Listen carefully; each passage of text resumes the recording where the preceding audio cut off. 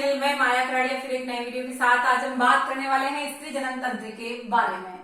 देखिए, मानव जनन तंत्र के पार्ट 3 में हम लेंगे स्त्री जनन तंत्र के मुख्य भाग कौन कौन से हैं। तो गाइस, डायग्राम आपके सामने है कंप्लीट। ये जो है आपके स्त्री जनन तंत्र का आरेखीय कार्ड आपके सामने है। इस आरेखीय कार्ड में मेन पार्ट्स कौन कौन से हैं और उनकी क्या एक्टिविटी है, ये जो है आपका वीडियो कंप्लीट आपको फोकस करके देखना है।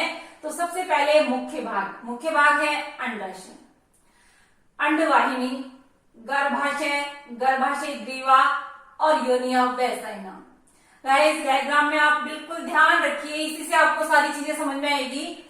ये जो है कंप्लीट स्ट्रक्चर स्त्री जनन तंत्र का, इसमें ये ओवल शेप आपको दिख रहे हैं। इनकी साइज है 2 से 4 सेंटीमीटर। कितनी है साइज? 2 से 4 सेंटीमीटर। ये है अंडाशय।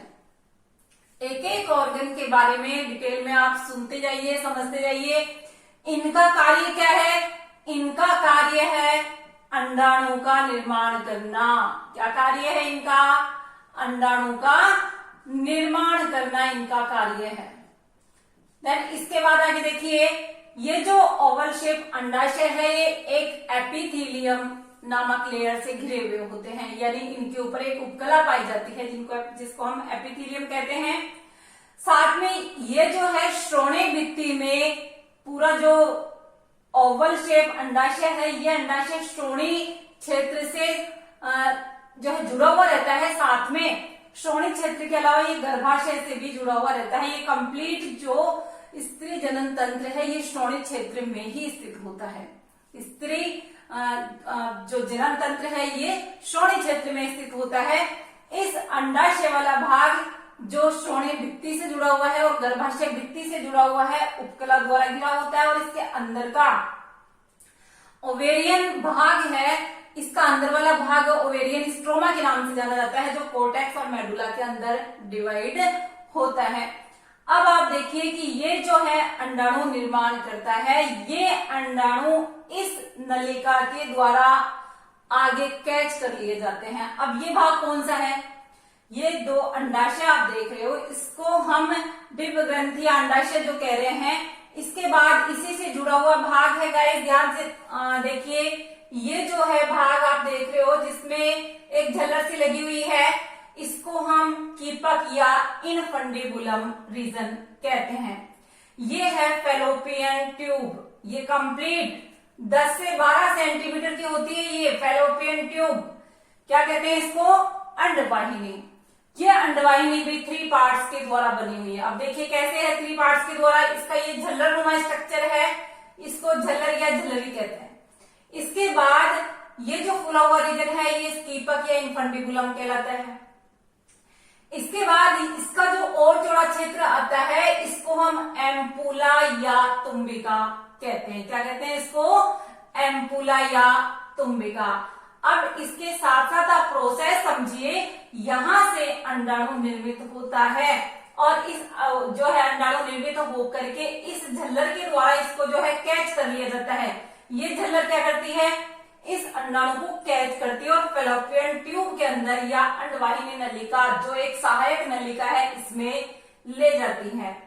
इसका संकीर्ण पथ है अंडवाहिनी नलिका का जो है हम डिस्कस कर रहे हैं। ये वाला रीजन झल्लर रीजन हो गया, ये एम्पुला वाला भाग हो गया और इसके बाद ये संकीर्ण पथ है जिसको हम कहते हैं स्तमस। क्या कहते हैं इसको? स्तमस कहते हैं। और इस तरह से ये जो है थैलीनुमा स्ट्रक्चर, ये है उल्टी नासपति के आकार का गर्भाशय। ये वाला रीजन क्या है? गर्भाशय रीजन है। और इस गर्भाशय रीजन जो थैलीनुमा स्ट्रक्चर है इसी में यहाँ प्लेसेंटा होता है जिसमें बेबी जो है इम्प्लांट होता है। गाइस, ध्यान दीजिए, इसी में बेबी इम्प्लांटेशन होता है। जो प्रेगनेंसी होती है इसमें भ्रूण जो है यहाँ जो है प्लेसेंटा के द्वारा जुड़ा हुआ होता है। देन अब हम बात कर रहे थे यहाँ पर मुख्य जो भाग है अंडाशय। ये अंडाशय तो भाग हो गया मेन ऑर्गन, लैंगिक ऑर्गन। इस लैंगिक ऑर्गन के अलावा सहायक ऑर्गन कौन से हैं, सहायक नलिकाएं कौन सी है, ये सहायक भाग है अंडवाहिनी, गर्भाशय, गर्भाशय ग्रीवा और योनि। गर्भाशय जो है ये भी 3 स्तरों से मिलकर बना हुआ है। अंदर वाला जो ग्लिनुमा प्रवर्ध आप देख रहे हो, ये इसका अंत स्तर है। इसके जस्ट बाहर है पेशी स्तर और सबसे आउटर जो लेयर है परिगर्भाशय के नाम से जाना जाता है। ये कैविटी जो है, इस कैविटी को गर्भाशय गुहा कहते हैं, कैविटी है ये। और इसके आगे वाला जो रीजन है ये गर्भाशय ग्रीवा या सर्विक्स कहलाता है। देन ग्रीवा नाल है और इसके बाहर लास्ट में जो रीजन है ये वेजाइना के नाम से जाना जाता है। गाइस, आप इस एक्टिविटी को जो है आपको करनी है, ये कंप्लीट डायग्राम बनाना है, इसके मेन पार्ट्स लिखने हैं। ये मेन ऑर्गन है अंडाशय जो एक जोड़ी होता है। इसके बाद अंडवाहिनी इन अंडाशयों से जुड़ी हुई होती है और गर्भाशय ये थैलीनुमा उल्टी नासपति के आकार का गर्भाशय रीजन होता है। देन इसके बाद इस गर्भाशय से गर्भाशय ग्रीवा और वेजाइना पार्ट होता है। ये होता है स्त्री जनन तंत्र के मेन पार्ट्स। अब आप ध्यान दीजिए कि ये सारे पार्ट्स मेमोरी ग्लैंड से, स्तन ग्रंथियों से जुड़े हुए हैं। ये पार्ट्स किससे जुड़े हुए हैं, स्तन ग्रंथियों से। किससे जुड़े हुए हैं गाइस, बहुत इंपॉर्टेंट पॉइंट आपके आने वाला है, स्तन ग्रंथि से जुड़े हुए होते हैं। ये स्तन ग्रंथियां होती है एक जोड़ी, स्तन ग्रंथियों से जुड़े हुए होते हैं। और इन सब का जो कार्य होता है, इन सब का कार्य किस रूप में सामने आता है, इन सब का कार्य आता है ओव्यूलेशन। ओव्यूलेशन कहां से हुआ, अंडाणु से, अंडाशय में अंडाणु का निर्माण हुआ और अंडोत्सर्ग हुआ, यानी अंडाणु यहां से बन के बाहर निकलता है, जो इस झल्लर के द्वारा कैच कर लिया जाता है। फैलोपियन ट्यूब में ये आता है, फर्टिलाइजेशन की क्रिया संपन्न होती है और इसके द्वारा प्रेगनेंसी वाली क्लियर होती है कंडीशन। प्रेगनेंसी वाली क्लियर के बाद, कंडीशन क्लियर होने के बाद शिशु का जन्म और शिशु की देखभाल, ये सारे बिंदु आपके इसमें आएंगे। यानी स्त्री जनन तंत्र का आप अध्ययन कर रहे हो, आप ये डायग्राम, आरेखीय डायग्राम बनाओगे, अंडाशय की पोजीशन बताएंगे। अंडाशय उपकला के द्वारा, एपिथेलियम के द्वारा घिरा हुआ होता है। अंडाणु निर्माण इसमें होता है, 2 to 4 सेंटीमीटर साइज में होता है परिपक्व जो है अंडाशय। और ये इस झल्लर के द्वारा, जिसको हम इनफंडिबुलम कहते हैं, ये रीजन कौन सा है, इनफंडिबुलम रीजन है, इसके द्वारा ग्रहण किया जाता है। देन ये अंडवाहिनी, ये फैलोपियन ट्यूब है कंप्लीट, इसको डिंब वाहिनी या अंडवाहिनी भी कहते हैं। इसके बाद फर्टिलाइजेशन की क्रिया फैलोपियन ट्यूब में संपन्न होती है और यहां पर इम्प्लांट होता है भ्रूण का, इसका यहां पर इम्प्लांट होता है भ्रूण का। बात समझ में आ रही है? तो आप ये सब चीजें नोट कर लीजिए ताकि मैं जस्ट आगे और इसको क्लियर करूं।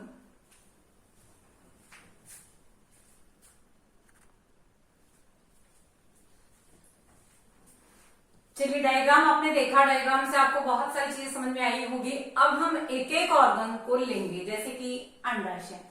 गाइस, अंडाशय जो है प्राथमिक लैंगिक ऑर्गन के रूप में होता है स्त्री में, प्राथमिक लैंगिक अंग के रूप में स्त्री में पाए जाते हैं, जो कि एक जोड़ी होते हैं। स्त्री युग्मक या मादा युग्मक या अंडाणु का निर्माण ये इसके द्वारा होता है, अंडाशय के द्वारा। इसी के साथ में अंडाशय हार्मोन भी इसमें निकलते हैं, यानी स्टेरॉइड हार्मोन भी अंडाशय में बनते हैं। इसके बाद बात करें कि ये कहाँ पे स्थित होता है। अंडाशय उदर के निचले भाग के दोनों ओर स्थित होते हैं, इसीलिए मैंने कहा था आपको श्रोणि क्षेत्र में स्थित होते हैं। श्रोणि भित्ति व गर्भाशय से लिगामेंट्स के द्वारा, स्नायु के द्वारा ये जुड़ा हुआ होता है, गर्भाशय से भी जुड़ा हुआ होता है और श्रोणि क्षेत्र से भी जुड़ा हुआ होता है। अंडाशय जो है पतली उपकला से ढका हुआ होता है, एपिथेलियम से कवरिंग होती है, अंडाशय की एपिथेलियम से कवरिंग होती है और साथ में इसमें ओवेरियन स्ट्रोमा पाया जाता है। ये ओवेरियन स्ट्रोमा 2 पार्ट्स में डिवाइड होता है, कोर्टेक्स और मेडुला। पेरिफेरल रीजन होता है, आउटर जो रीजन होता है वो होता है कोर्टेक्स का, और जो बीच वाला भाग होता है वो होता है मेडुला का। इसलिए अंडाशय पीटी का कोर्टेक्स और मेडुला में डिवाइड होता है। ये हुआ मेन ऑर्गन अंडाशय। अब हम सहायक अंगों के बारे में स्टडी करेंगे। सहायक अंगों में सबसे पहले है फैलोपियन नलिका या अंडवाहिनी। जैसा कि मैंने बताया था डायग्राम में आपको कि जो झालर नुमा स्ट्रक्चर है ये है कीपक के अंदर अंगुली नुमा प्रोजेक्शंस। एक कीप के नुमा स्ट्रक्चर होती है कीपक अंडवाहिनी में। इस कीपक में प्रोजेक्शंस निकले हुए होते हैं, अंगुली नुमा प्रवर्त निकले हुए होते हैं और उन अंगुली नुमा प्रवर्त को झालर कहते हैं। ये जो झालर होती है ये अंडाणु को कैच करने में सहायक होती है गाइस। अंडाणु जैसे ही अंडोत्सर्ग होता है, ओव्यूलेशन होता है, तो ये जो है झालर या फिब्री जिसको कहते हैं ये कैच करती है। इस अंडवाहिनी का दूसरा वाला भाग है कीपक के बाद फूला हुआ रीजन एम्पुला या तुम्बिका।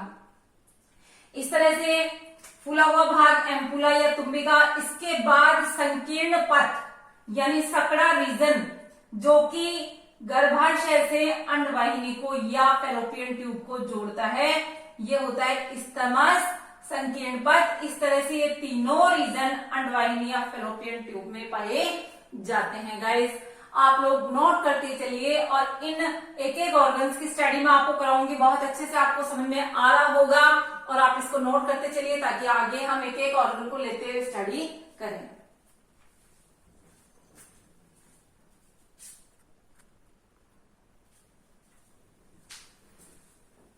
चलिए अगला भाग लेते हैं हम गर्भाशय। देखिए गर्भाशय जो रीजन होता है ये बच्चेदानी के नाम से जाना जाता है, इसको वुम्ब भी कहते हैं गाइस। जो बच्चे का इम्प्लांट होता है, जो भ्रूण का इम्प्लांटेशन होता है वो इस गर्भाशय वाले रीजन में होता है। ये उल्टे नासपति के आकार की स्ट्रक्चर होती है। इस तरह की स्ट्रक्चर मैंने आपको भी डायग्राम में बताई थी। इस तरह की स्ट्रक्चर जो है ये होती है गर्भाशय। ये श्रोणी भित्ति से जुड़ा हुआ होता है और ग्रीवा द्वारा योनि से जुड़ा हुआ होता है। ये जो ग्रीवा रीजन होता है गर्भाशय ग्रीवा, ये गर्भाशय ग्रीवा के द्वारा योनि से जुड़ा हुआ होता है। इसीलिए गर्भाशय ग्रीवा की जो गुहा होती है जिसको हम ग्रीवा नाल कहते हैं, ये ग्रीवा नाल और योनि दोनों मिलकर के बर्थ कैनाल बनाती है गाइस। ध्यान दीजिएगा, गर्भाशय की जो गर्भाशय ग्रीवा है इसके द्वारा ग्रीवा नाल का निर्माण हुआ। ये जो ग्रीवा द्वारा योनि से जुड़ा हुआ भाग है इसको हम जो कैविटी बनी है इसको ग्रीवा नाल कहेंगे और ग्रीवा नाल और योनि दोनों मिलकर के क्या बनाएगी? Birth canal. बहुत अच्छे से आपको समझना है जिससे बच्चे का जन्म होता है, बर्थ कैनाल। अब आती है कि गर्भाशय के जो स्तर होते हैं वो 3 स्तर, वो किस किस तरह के होते हैं और उनका क्या कार्य होता है गाइस। 3 स्तर होते हैं। सबसे आउटर लेयर होती है परिगर्भाशय। आउटर लेयर होती है परिगर्भाशय जो कि झिल्ली नुमा स्ट्रक्चर में होती है, यानी जो है मेम्ब्रेनस स्ट्रक्चर होती है आउटर लेयर की। देन इसके बाद गर्भाशय पेशी स्तर। ये पेशी स्तर प्रसव के समय जो तेज संकुचन पैदा होते हैं वो इस सेकंड वाले स्तर में ही पैदा होते हैं। ये पेशी स्तर होता है गर्भाशय पेशी स्तर। प्रसव के समय संकुचन इसमें पैदा होते हैं। इसके बाद अंदर वाला स्तर जो कि कैविटी को घेरे हुए, अंदर से घेरे हुए हैं, ये गर्भाशय अंत स्तर होता है जो कि मेम्ब्रेनस के साथ में ग्रंथिल होता है, यानी ग्रंथिल स्ट्रक्चर होती है। और इस ग्रंथिल स्ट्रक्चर का मेन कार्य है मंथली जो पीरियड टाइम होता है या जिसको कहते हैं आर्तव चक्र। उस आर्तव चक्र में इसमें कई चक्रिक परिवर्तन होते हैं गाइस। इस अंदर वाले जो गर्भाशय का जो अंदर वाला स्तर होता है अंत स्तर, इसमें मंथली कई पीरियड टाइम पे चक्रिक परिवर्तन होते हैं, ग्रंथिल स्तर होता है। इस तरह से गर्भाशय के 3 स्तर होते हैं। इसके बाद है ये गर्भाशय की डिटेल कंप्लीट हुई। इसके बाद स्त्री बाह्य जननेंद्रिय।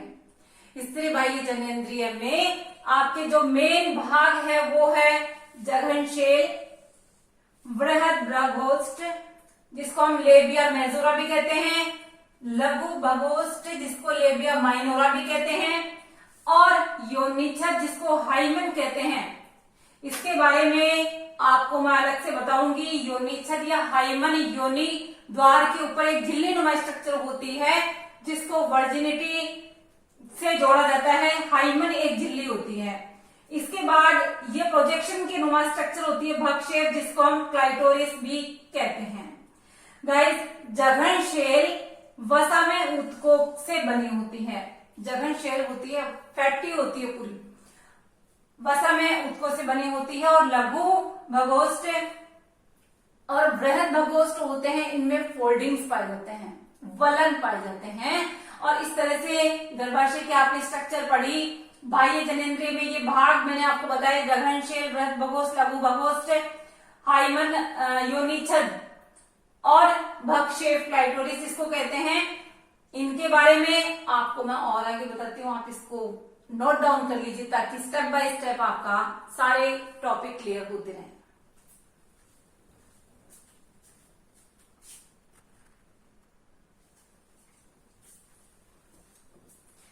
चलिए गाइस, मैंने आपको अभी बताया स्त्री की बाह्य जनेंद्रिय के बारे में।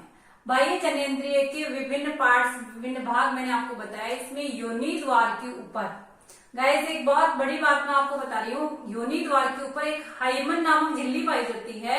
उस हाइमन नामक झिल्ली का किसी भी तरह से जो है फटना हो जाए तो स्त्री के वर्जिनिटी से या कौमार्य से उसको आंका जाता है, जो कि गलत है। गाइस ध्यान दीजिएगा, कभी भी इस हाइमन नामक झिल्ली को जो योनि द्वार के ऊपर पाई जाती है, इसको यौन अनुभवों का सूचक नहीं माना जाना चाहिए।